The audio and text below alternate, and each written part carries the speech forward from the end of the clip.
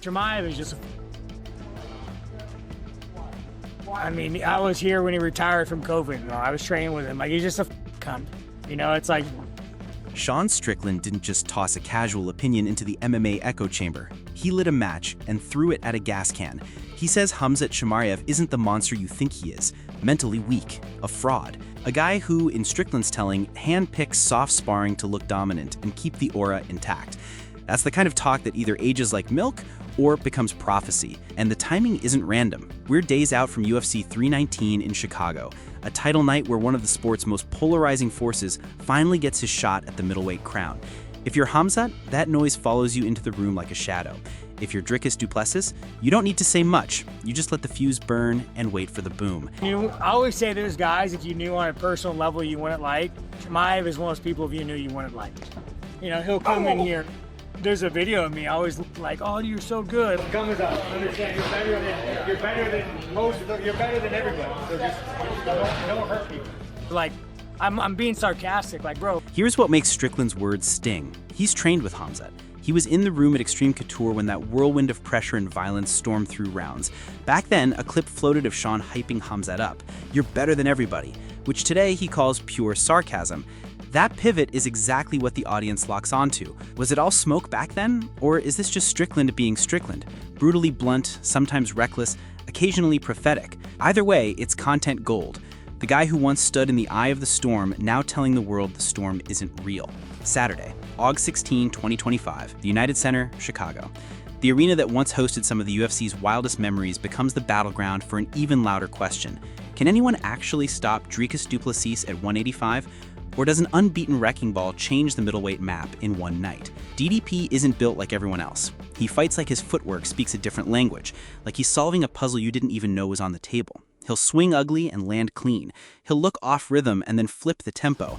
And when the clock leans into deep water, he doesn't fade, he hunts. A year ago, people laughed at the idea that Dricus could outthink prime elites. Then he choked out Israel Adesanya in Perth and took the breath out of a narrative that said he was all chaos and no craft. He doubled down months later with a dominant shutout over Strickland, the kind of win that doesn't give Twitter much to argue about. It wasn't a coin flip, it was control, measured, mean, and meticulous.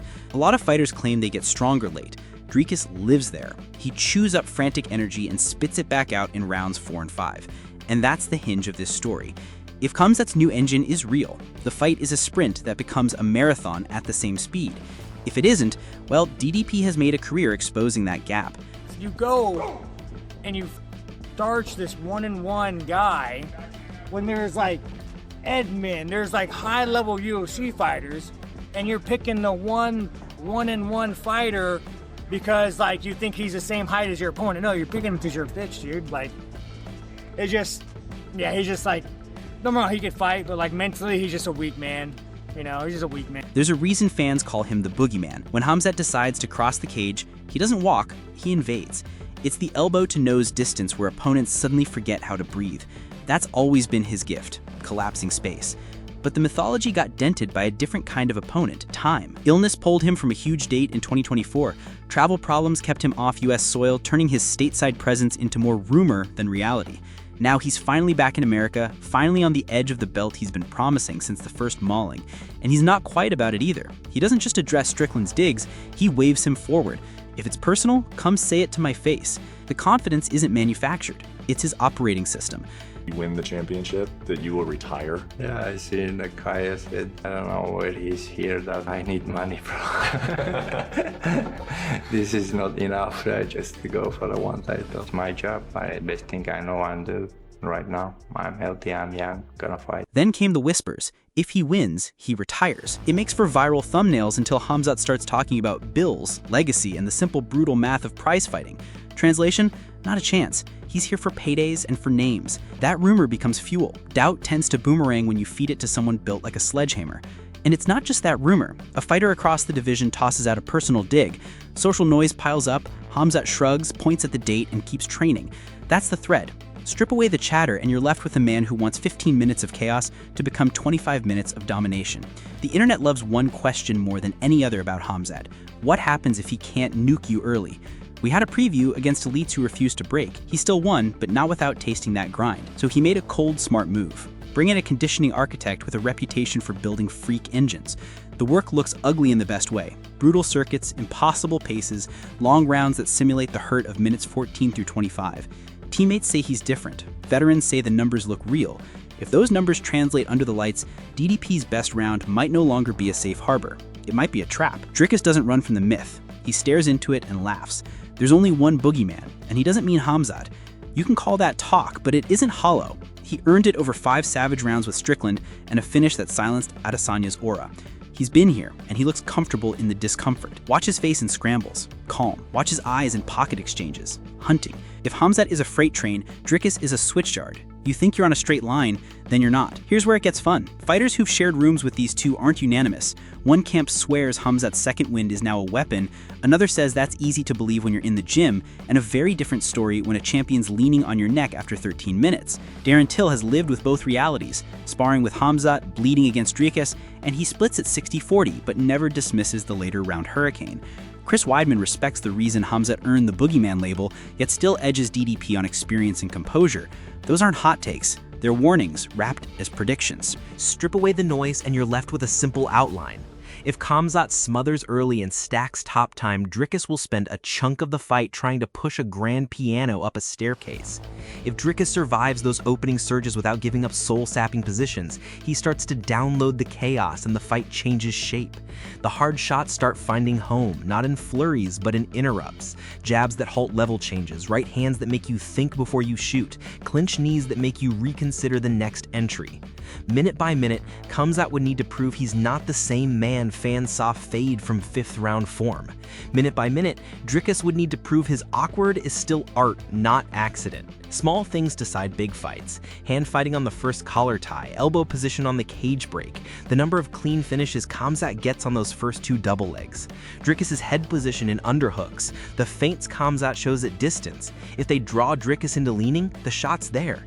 If they don't, Khamzat has to build entries off punches without eating the kind of check that shifts momentum.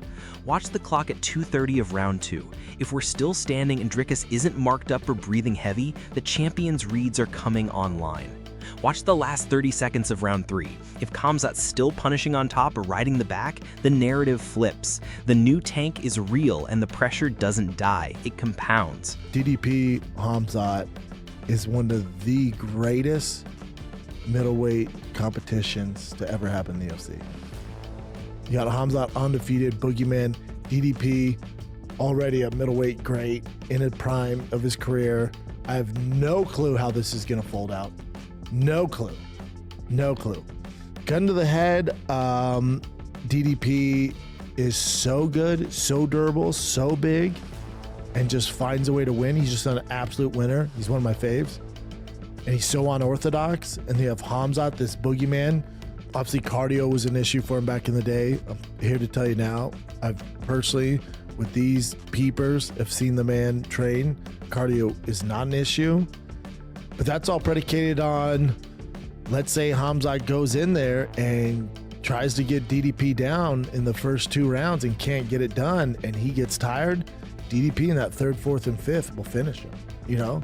So I'm interested to see what Khamzat's game plan is. Regardless of whether you love or hate him, Sean did us a favor. He gave the audience a villain and a doubter, often the same person, right before the biggest night of Khamzat's career. If Khamzat wins, those quotes become the pre-fight montage that ages terribly. If Dricus wins, those quotes will feel like foreshadowing. That's how narratives work. Someone always risks being wrong in public so the moment can feel bigger in hindsight. Khamzat early domination. Fast shot to body lock, chain wrestle to the mat, ride time, smash guard, elbows that force panic. If he gets a clean mount or traps wrists against the fence, the ref steps in or DDP burns cardio just surviving. Dricus later takeover.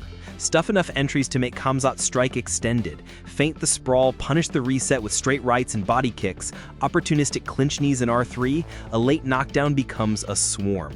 Wildcard, Khamzat's jab. It's heavier than people admit.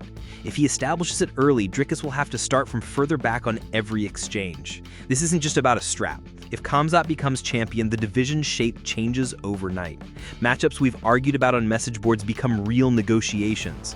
If Dricus defends again, we're likely talking about a champion who cleaned out names across styles, counter-strikers, pressure wrestlers, technicians with the same chaotic efficiency. That's legacy talk, not just rankings. The United Center has a way of absorbing violence and throwing it back at you as electricity. Every clean strike sounds louder, every level change gets a gasp. It's an energy that forces choices faster than you planned. In that kind of building, hesitation is a tell, and both of these men are very good at reading tells. One of them walks out with leverage, the other walks out with questions. If you're Dricus, every defense strengthens the narrative that you weren't a moment, you were the era. If you're Khamzat, the belt explodes the all-hype chorus forever. Either way, the middleweight story on Sunday morning will look different than it does today. Strickland's blast gave us drama. Training camp whispers gave us intrigue. The belt gives us consequence. Now we find out if the new gas tank exists outside of Instagram, and whether Dricus's awkward symphony drowns out the boogeyman's war drum. Who walks out of Chicago with gold, South Africa's puzzle, or the Chechen storm? Drop your pick in the comments, then hit subscribe. I'll be here post-fight to break down exactly where this tilted and why it was obvious 5 minutes before it happened.